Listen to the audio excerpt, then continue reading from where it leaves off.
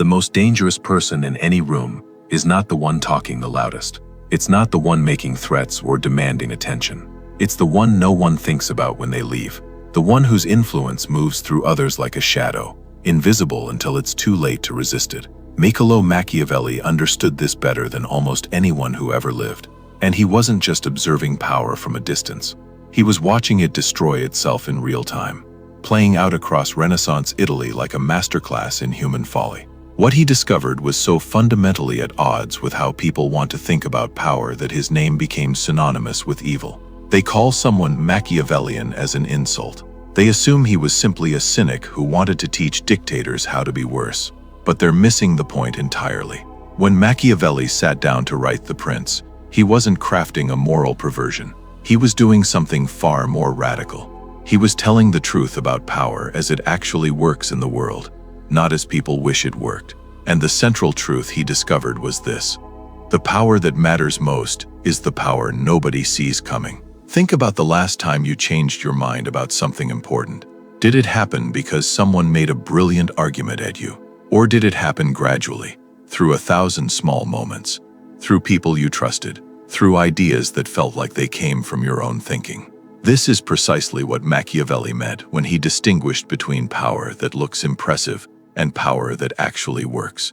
The first gets noticed and resented. The second rewrites reality while everyone's looking elsewhere. He watched Cesare Borgia move through Italy with calculated precision.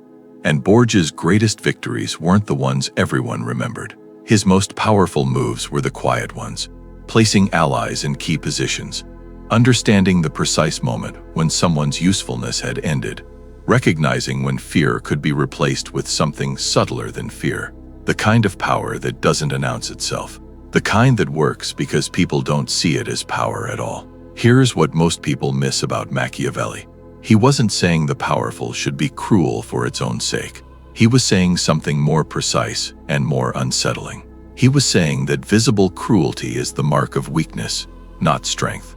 A prince who needs everyone to tremble at the sight of him is a prince who has already lost something essential. He's lost confidence.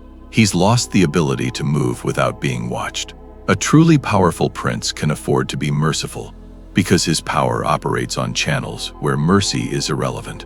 Machiavelli wrote that a prince should be feared rather than loved, if he must choose. But this is the sentence everyone quotes and nobody understands. He wasn't advocating for a reign of terror. He was explaining something psychological that modern neuroscience has since confirmed. Fear creates hypervigilance, but it creates resistance too. Love creates compliance that doesn't feel like compliance. When you love someone or trust them or feel indebted to them, you move in the direction they want without experiencing yourself as being moved. This is where modern psychology intersects with medieval philosophy in the most unsettling way. We now understand that humans have predictive brains, that we're constantly running scenarios about what's coming next, constantly trying to anticipate the world around us. When someone is visible, when their intentions are clear, our predictive brain immediately starts generating defenses. It's basic neuroscience. But when power operates invisibly, your brain never gets the signal to defend against it. You don't feel threatened, so you don't activate your resistance. And by the time you notice what's happened, your behavior has already changed. Machiavelli would have understood this perfectly. He was watching a world where everyone was trying to read everyone else's intentions, where politics was a constant dance of revelation and concealment. And he noticed that the people who won were the ones who could control not just their actions, but how their actions were perceived. They could create narratives about themselves that made people feel a certain way: loyal, obligated, inspired, grateful. They could make their power feel like something other than power, like kindness, like providence, like natural order. But here's where almost every interpretation of Machiavelli goes wrong. People assume he was cynical about human nature, that he believed people were fundamentally selfish and stupid, and therefore needed to be manipulated. But that's not his argument at all. His argument is simpler and darker. He's saying that understanding how people actually work is different from manipulating them. Understanding is just seeing clearly. In his Discourses on Livy, Machiavelli returns again and again to a single idea: That power sustained through genuine support is more durable than power sustained through force. A leader with a population behind him can survive almost anything. A leader dependent on coercion is always one crisis away from collapse. This isn't cynicism. This is why it's so dangerous. Because it means the real power, the deepest power, isn't in the palace at all. It's in the minds of ordinary people. It's in what they believe.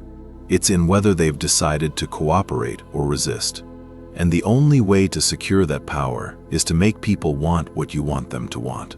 To align your interests with theirs in ways they can genuinely feel. To position yourself as the natural solution to their problems, not because you've tricked them, but because you've understood them well enough to see what they're actually searching for. This is invisible power. This is the power that matters.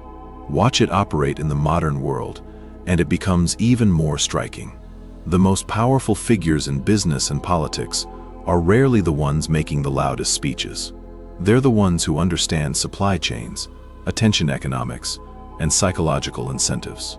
They're the ones who know that if you can shape what information reaches someone, you've shaped how they think before they even realized they were thinking.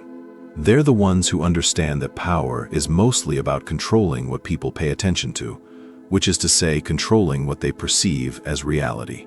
Machiavelli would recognize this immediately. He lived in a world where most information traveled by rumor and reputation. Control the narrative, and you control the territory. Nothing has changed except the speed and scale. But perhaps the most dangerous application of this principle lies even closer to home. In relationships, romantic, familial, professional, the people who wield power most effectively are almost never the ones claiming it. They're the ones who've become subtly indispensable. The ones you trust without entirely knowing why. The ones who have somehow aligned their well-being with yours so completely that resisting them feels like resisting yourself. Machiavelli wouldn't frame it in terms of relationships, but he understood the mechanism. It's about creating conditions where someone else's goals become your goals, not through coercion, but through a shift in perception. The truly uncomfortable insight at the heart of all this is that Machiavelli wasn't describing something extraordinary. He was describing the normal operation of power in any human system. The moment you have people with different goals living in proximity, power dynamics emerge. The question isn't whether these dynamics will exist. The question is whether they'll operate in the light or in shadow. Whether people will be aware they're being influenced, or whether that influence will feel like their own thinking. And because most people never learn to see this mechanism, because we're trained to look for power in the obvious places, in titles and authority and visible force, the invisible power grows unchecked. Every person, every organization, every culture has people who understand this, and people who don't. And those who do have an advantage that's almost impossible to overcome without the same awareness. This is why Machiavelli has been misunderstood for 500 years. We read him, and we see a cynic teaching manipulation, because we already assume that power should be exercised nobly, that the world should run on honesty and merit. Machiavelli is actually far more troubling than that. He's a realist, showing us how the world does run, independent of how we wish it would run. And once you see it, you can't unsee it. You start noticing the quiet people in meetings, the ones who seem to influence direction without claiming the floor.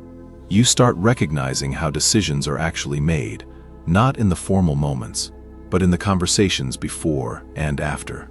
You start understanding that the official reason someone did something and the actual reason are often entirely different things. And then comes the real choice. Do you learn to see power clearly, which means learning to exercise it clearly? Or do you remain in the comfortable illusion that power is something other than what it is? Because the invisible power doesn't only work on us. It works through us every time we're not paying attention to how we're influencing others. Every time we're not conscious of why we're doing what we're doing. Machiavelli's final gift to us, the thing that makes him genuinely worthy of study, is the clarity he offers. Not to become a villain, but to see the world as it actually is. The power that matters most is the power that operates beneath awareness, the influence that feels like it's coming from inside you. And once you understand that, you face a choice that can't be unmade. Do you want to understand how?